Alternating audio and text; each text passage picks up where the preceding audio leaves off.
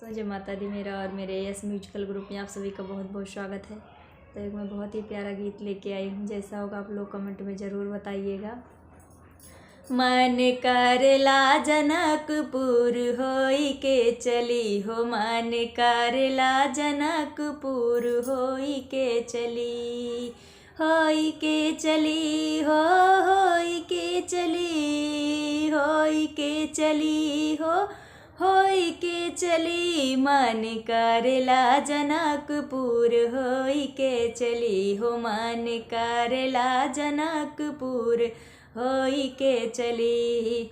वाहि रे जनकपुर म ससुर कै रहनवा, वाहि रे जनकपुर म ससुर कै रहनवा हो, ससुर कै रहनवा हो, ससुर कै रहनवा। मन करला घुंघुटवा काढ़ी के चली हो, मन करला घुंघुटवा काढ़ी के चली हो, मन करला जनकपुर होई के चली हो, मन करला जनकपुर होई के चली। वही रे जनकपुर म जेठ जी के रहना हो, जेठ जी के रहना हो, जेठ जी के रहना। वही रे जनकपुर म जेठ जी के रहना।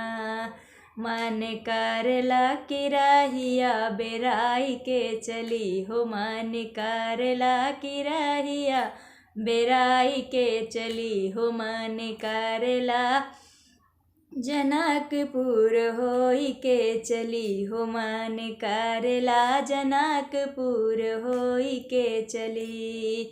वाहि रे जनकपुर म देवरु कै रहनवा बा हो, देवरु कै रहनवा बा। वाहि रे जनकपुर म देवरु कै रहनवा बा हो, देवरु कै रहनवा बा।